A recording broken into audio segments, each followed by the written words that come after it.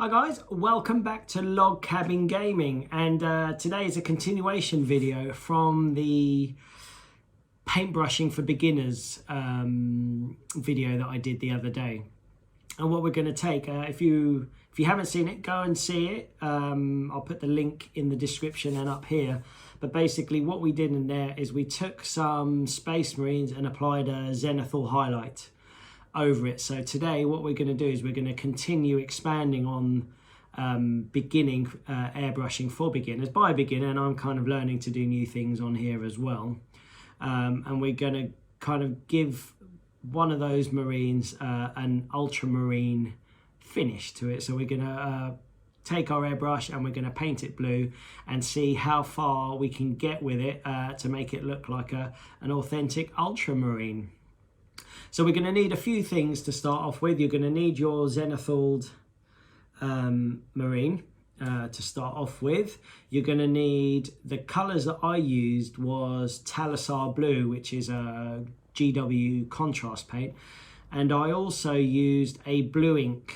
I think it's just called blue ink. It's a I think it's a Daler-Rowney ink, and as you'll see later, I wasn't entirely happy with it, so I added a splash of black ink to it. But you could probably use Black Templar or something to darken it up. No, we use that to do the shadows as an option, so you know, you don't have to do it. So when you finished with the Talassar Blue, the undershading, the pre-shading that we've done with the Zenithal, I actually thought looked good enough, and then I wanted to push myself a bit more, and hopefully you will. So let's go on this journey together.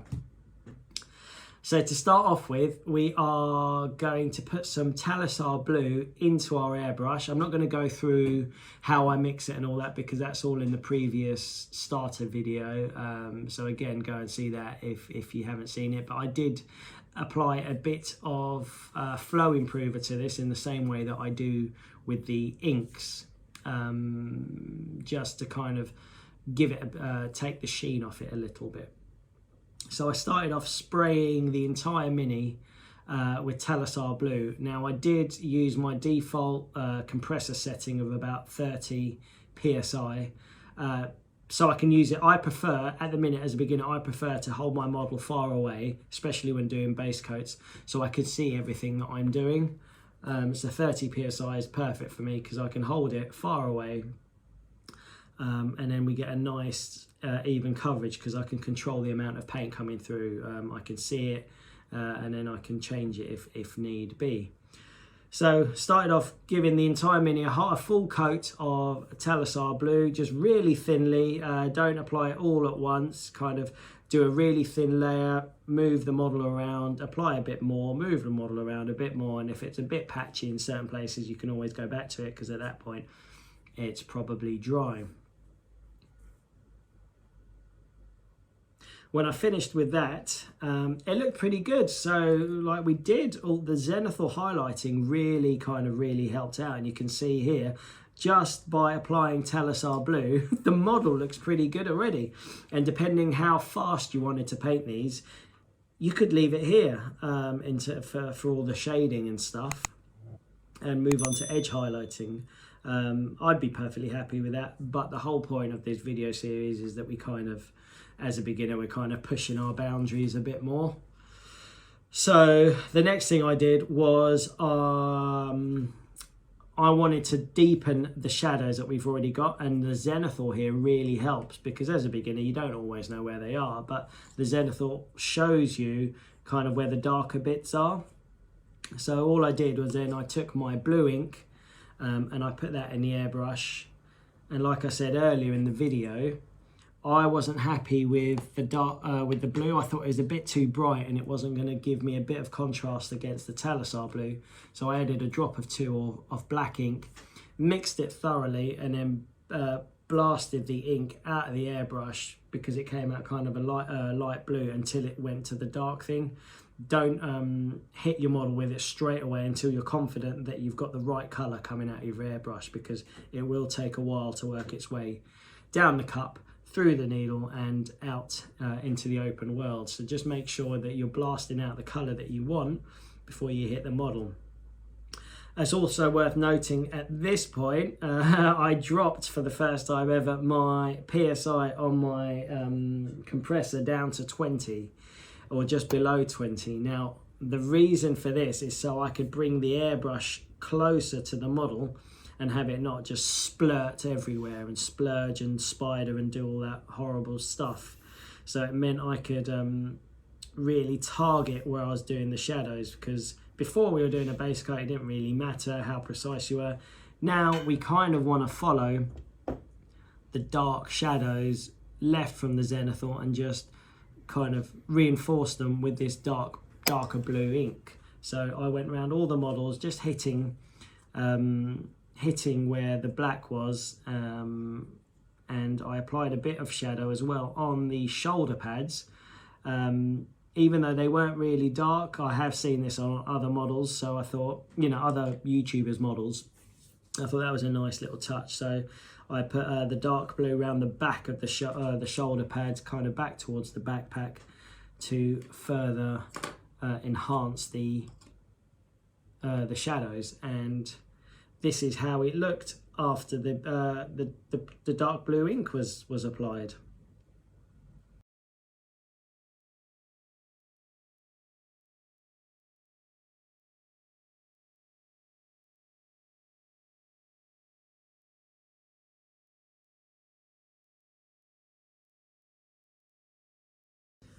Once we were there, like I made a few mistakes, so I thought, I wasn't sure whether to leave it or to try and go back with the Telesar blue.